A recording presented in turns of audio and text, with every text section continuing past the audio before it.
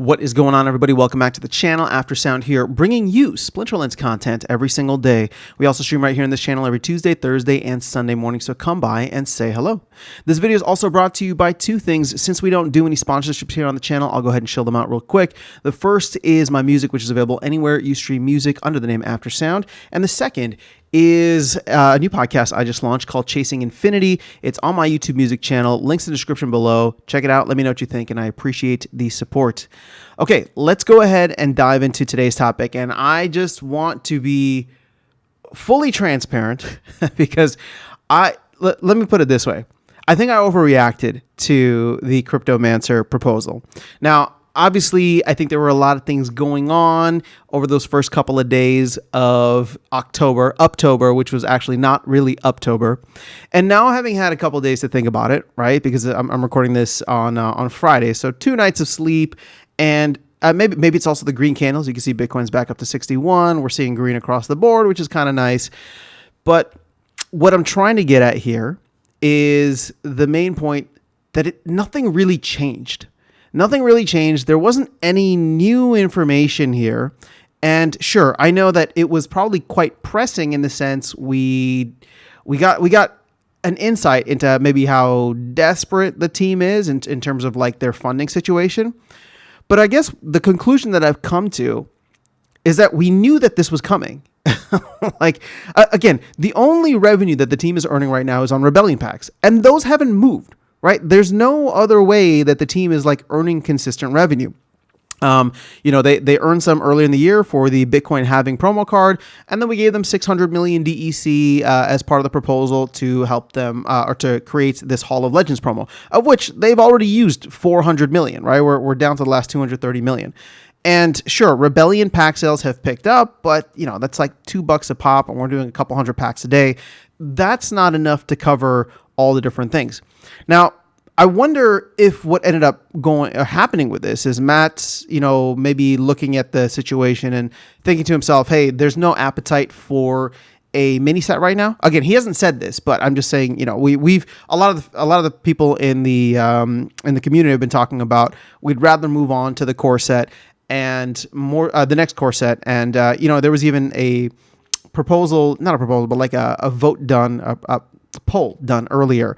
So I wonder if he's looking through that, thinking to himself, maybe he is agreeing with us, and therefore, if that ends up being the case, then their next course of revenue wouldn't be coming from a mini set that would launch in the near future, but a core set that might have to launch sometime next year, and therefore he's trying to figure out ways to reduce expenses in the short term. Again, I don't know. This is all pure speculation, but either way, I guess what I'm trying to say is that, looking at all the different factors, we knew that the team wanted to launch some things to offer, ways in which they can make money, right? Whether that's a core set, sorry, not a core set, but like the mini set.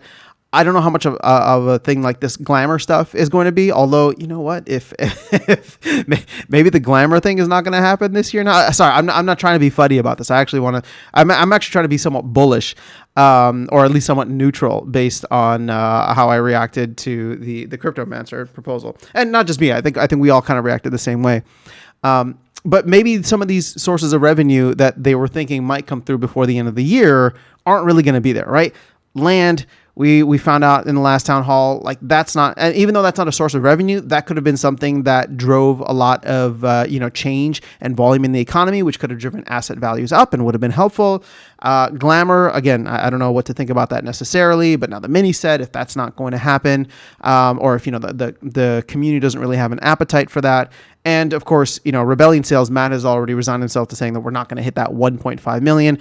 I mean, I'm still hopeful. I know. I was talking very bearishly a couple of days ago, and that's fine. I mean, I'm shooting for the moon here, so I obviously don't think that we're going to get there. But it all just depends on how other factors play into this, including the team's performance, including the sentiment, which obviously this did impact.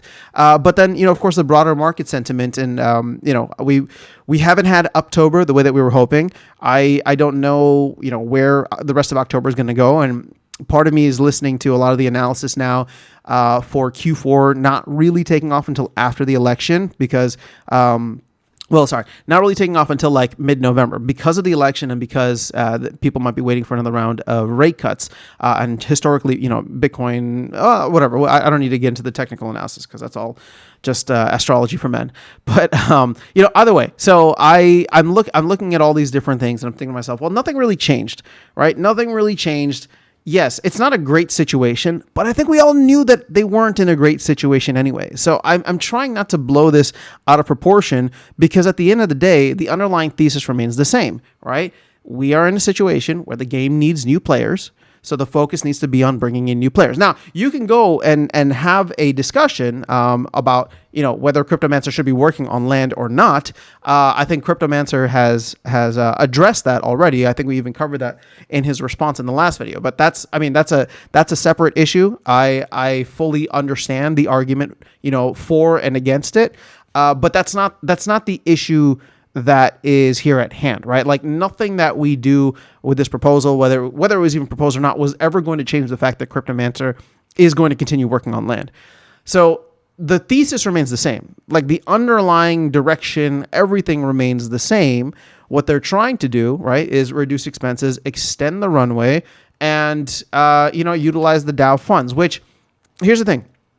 To all the folks that have been super bearish, super negative about the game, who have been saying in the comments section here on these videos for the past year that they're just, the team's running out of money and the last thing that they're going to do is milk the DAO. You're right. And I said this right in the last video. You're right. I didn't see it coming, right? I didn't see it coming. So that's why it was a little bit of a shock because I thought that we were getting into a better place. The team had survived for, the first 3 quarters of the year. And we were heading into what we're all hoping is a bullish Q4 and then a bullish 2025. But here we are where the team has actually milked the DAO in more than one way, right? More than just this, but the validators was put on the, well, I'm going to take that back. The validators should have always been under the DAO, right?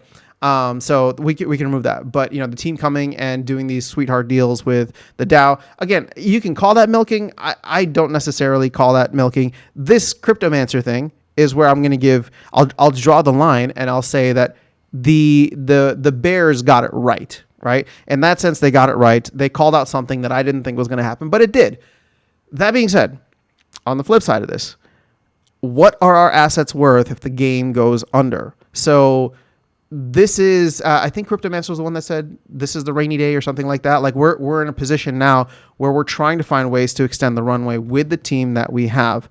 Now, you can agree with it, you cannot. You can stand your ground and say, well, the team needs to figure it out or cut other people or, cut expenses elsewhere.